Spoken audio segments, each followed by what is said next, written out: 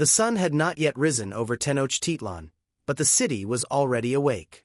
Torches flickered along the causeways, their reflections dancing across the dark waters of the lake. Thousands of people moved through the streets in silence, drawn toward the towering temples at the heart of the city. They were not gathering for celebration. They were gathering for something far more sacred and far more terrifying. At the center of it all stood the great temple, a massive pyramid rising above everything else, its stone steps stained dark from rituals that had taken place for generations. This was the place where the gods were fed. And today, they were hungry. For the people of the Aztec Empire, the universe was fragile. They believed the sun itself required nourishment, that without offerings, it would fail to rise, plunging the world into darkness forever. And that nourishment was human blood. Without it, everything would end.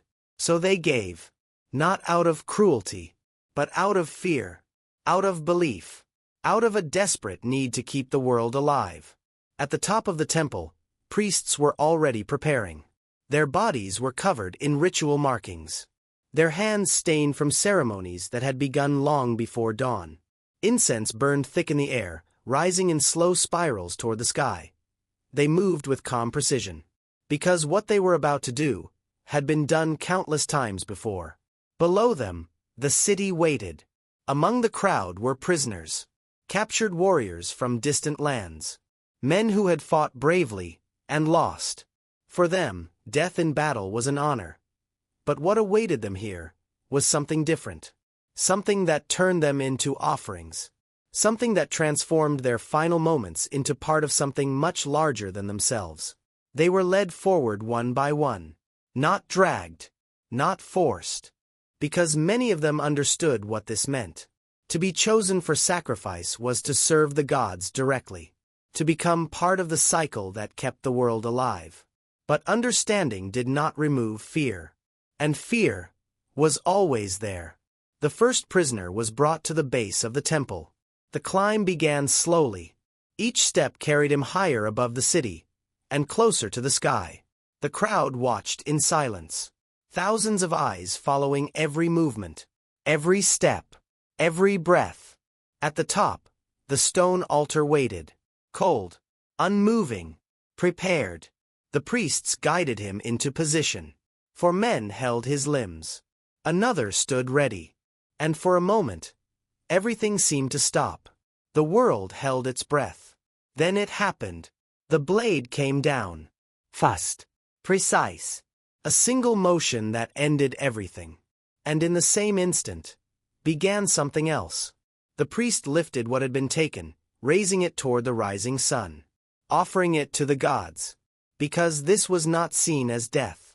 It was transformation, a passage from one world into another. Below, the crowd erupted, not in horror, but in reverence, because they believed they were witnessing something necessary, something sacred, something that ensured the continuation of life itself. And as the first rays of sunlight touched the temple, the ritual continued. Again, and again, and again. Hours passed. The line of prisoners did not shorten. The crowd did not leave. Because this was not a single act. It was an event. A moment when the boundary between human and divine seemed to disappear. When the needs of the gods and the fate of humanity became one. Historians would later struggle to understand what happened here. Some would describe it as brutality. Others would try to explain it through culture, belief, and survival. But for those who lived in Aztec Empire, this was reality. This was duty. This was life. And without it, there would be no tomorrow. In their worldview, the gods had sacrificed themselves to create the world. They had given their own blood to bring the sun into existence. And in return, humans were expected to give back. It was a cycle, a balance. And breaking that balance meant destruction. So the rituals continued, not just in the capital, but across the empire. Temples in distant cities echoed with the same ceremonies, the same offerings, the same belief, because every sunrise depended on it, every harvest, every moment of existence. But there was another side to this world. One that outsiders rarely understood. Because sacrifice was not only about death. It was also about power. Rulers used it to demonstrate their connection to the gods. To show their authority. To remind their people, and their enemies, that they stood at the center of something divine. A successful campaign did not just bring territory. It brought captives. And captives were offerings. So war itself became part of the ritual. Battles were fought not only to win, but to capture, to feed the temples, to maintain the balance. This created a world where violence and belief were deeply intertwined, where survival depended on actions that, to modern eyes, seem impossible to accept. But in that time, in that place, it made sense, because fear is powerful, but belief is even stronger. There are accounts that speak of ceremonies lasting for days, of temples running with offerings, of crowds so large that the city itself seemed to disappear beneath them. And yet, life continued. Markets opened. Families lived their daily routines. Children played in the streets. Because for the people of the empire, this was normal. This was necessary. This was the price of existence. When the Spanish would later arrive, they would be shocked by what they saw. They would write about it in detail, often with horror, often with disbelief. Men like Hernán Cortés described the temples, the rituals, the scale of what was happening. To them, it seemed unimaginable. Proof of something they could not understand. Something they would eventually try to destroy. But even their accounts were shaped by their own beliefs, their own fears, their own need to justify what came next. Because history is never simple. It is never just one story. It is layers of perspective, of truth, of interpretation. What is certain is that these rituals were real. They shaped an entire civilization. They defined how people saw the world, how they understood life and death. Because for the Aztecs, death was not an end. It was a transition, a movement into another realm, a continuation of existence in a different form. And those chosen for sacrifice were believed to hold a special place, to serve the gods directly, to become part of something eternal. This belief made the rituals possible. It made them meaningful. It gave them purpose. Without that belief, everything would collapse. And so, the temples stood. The rituals continued. The sun rose, day after day, year after year, until the world they knew began to change. The arrival of outsiders would bring new ideas, new beliefs, and new forms of destruction. The great city of Tenochtitlan would eventually fall. Its temples would be torn down, its traditions suppressed, its stories rewritten. But the memory of what happened there did not disappear. It survived, in fragments and records, in the stones that remained, and in the questions we still ask today. Because when we look back at these rituals, we are not just seeing the past. We are seeing what humans are capable of believing, of justifying, of doing, when they are convinced it is necessary. And that is what makes it so unsettling. Not just the act itself, but the certainty behind it. The idea that something so extreme could be seen as essential, as sacred, as right. And that raises a question that goes beyond history. A question that still matters today. How far would we go if we truly believed the world depended on it? The rituals did not end with the rising of the sun. As daylight spread across the vast expanse of Tenochtitlan, the energy of the city shifted, but it did not fade.